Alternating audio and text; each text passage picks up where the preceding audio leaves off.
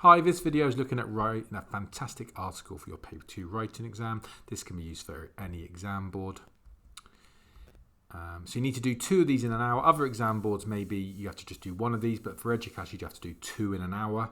And let's look at the 6 test types. Like I say, we're going to look at article today. And the question is about having a good day out, and I've picked London. So the question is, a travel magazine has asked for articles about places that offer a good day out. Write an article for the magazine about a place of your choice. You could choose a town or city, a place in the country, or a place at the seaside. The goal of the article is, like all of them really, persuade the reader to agree with you. So in this case, you're going to persuade the reader to go to the attraction or day out that you've picked. So remember, an article are written to inform, persuade and entertain the reader. Your article will be for the college magazine, so it's a teenage magazine, so you can write informally. And you may hold any opinion you like, but you should be convincing in your writing. So what you should do is, if this you're in the exam, take 1 or 2 minutes, or before you turn up for the exam, choose a place. This is a very common question, so I wouldn't be surprised if you get it. But choose a place.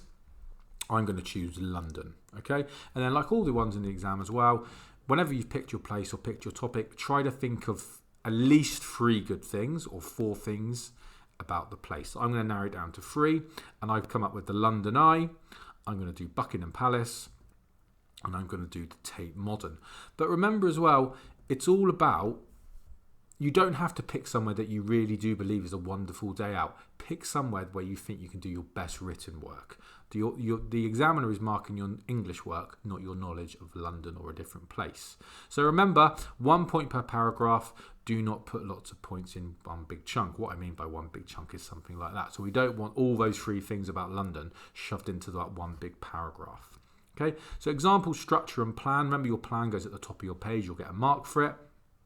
Intro and conclusion, which should be 2 sentences, and your central paragraphs of 3 main points should be 5 to 10 sentences. So article structure, we've got a catchy heading and catchy subheadings. So top of your 3 things, let's have a subheading for that. We've got an intro, 3 main points, and your conclusion.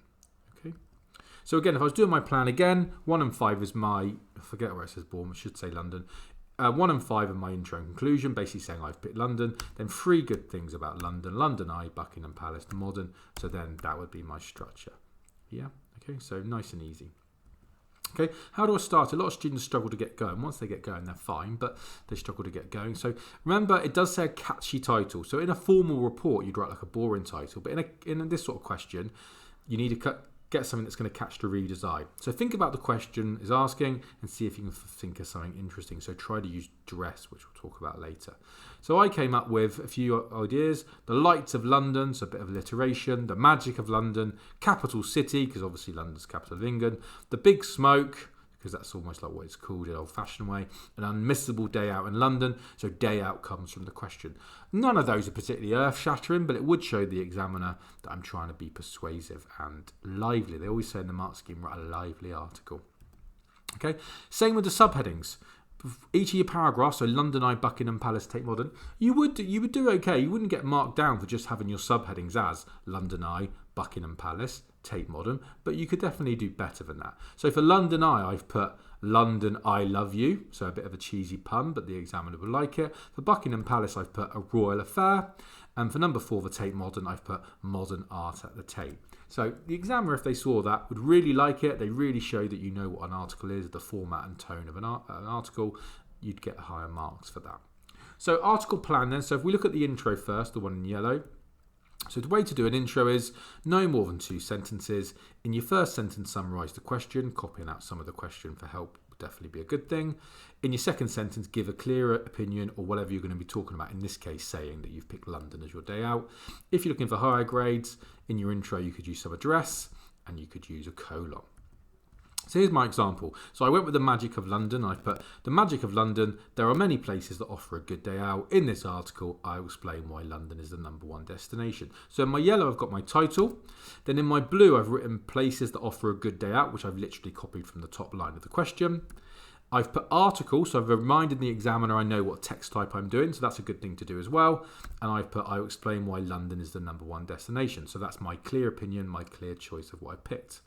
Again, if I wanted to push myself up a little bit, I've put in a recent survey, 90% of travellers said London was their favourite city. So I've made up a statistic to prove my point that London is great. Again, I've kept the bit where I've said it's an article. Or I could use a colon. Let me get straight to the point. London is the best of them all by far. Yeah, so again, using a colon shows the examiner I can use ambitious vocabulary. Be a really good way to start and make a good first impression with the examiner. So if we look at our main paragraphs now, which should be 5 to 10 sentences, let's just look at London Eye P2. London I Love You, got my title. Firstly, the London Eye has to be experienced. Surely it needs a little introduction. Climb aboard one of the 32 glass capsules of the London Eye for unforgettable views of some of London's most famous landmarks. Take in amazing 360-degree views as the capsule slowly rotates over the River Thames. A flight on the London Eye is a captivating must-do experience when in London. Take a mesmerising trip above the capital's stunning skyline on the UK's most popular paid-for attraction. Step into your pod and feel the exhilaration as you soar over the River Thames. Come face to face with the Houses of Parliament, Buckingham Palace and other famous landmarks before rising up 135 metres on the world's tallest cantilevered observation wheel. You will never forget the fun. So if we're looking at that in a bit more detail, so that's what I do to impress the examiner. Use dress. At school you might have done the forest or a forest, but these are the ones I like. So taking an amazing 360-degree views as the capsule slowly rotates. So using these statistics proves my point about why London Eye is the one not to be missed. Remember, you can make up statistics. This isn't a made one up, but you can make up statistics in the exam. So if we look at that paragraph again, we've got a couple of sentence starters with firstly and surely. Then in my light blue, I've got rhetorical question. In my yellow, I've got statistics. In my green, I've got ambitious or exciting adjectives. And also in my purpley pink, I've almost got commands like imperatives. I'm saying climb aboard, step, come face to face. I'm almost sort of giving orders to the reader, telling them they must get to the London Eye because it's so great. Again, in all your writing, your sentences should be a mixture of short, medium and longer sentences. So try to mix that up. And topic sentence is one thing my students struggle with a little bit. Well, remember the topic sentence is the first sentence. It's the main idea of the paragraph, telling the reader what the rest of the paragraph is going to be about. And the main thing about it is it has to be very, very clear. So try to have a topic sentence at the start of each of your main paragraphs. So P2, 3 and 4. And the main thing is really short, really succinct, really clear. So I would say they shouldn't be longer than a line, and you probably shouldn't be using connectors like because. Be really clear. So I've put, firstly, the London Eye has to be experienced. Secondly, everyone needs to visit Buckingham Palace. Thirdly, observe the magic of modern art at the Tate. You can write more convoluted and complicated sentences in your paragraphs, but make that the bulk of your paragraph. First sentence, make it really clear what you're going to be talking about. Yeah? So again, London Eye, firstly, the London Eye has to be experienced. Buckingham Palace, secondly, everyone needs to visit Buckingham Palace.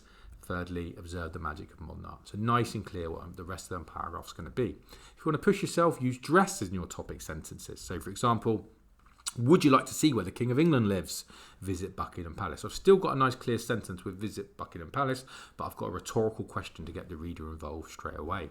So remember with articles then, as a recap, 300 to 400 words, 5 paragraphs, short clear topic sentences, use dress, catchy titles and catchy subheadings, use ambitious adjectives, and really make sure biggest killer from a spag point of view is your run-on sentences. So check them and any other common spag errors, normally homophones and apostrophe. Make sure you check them.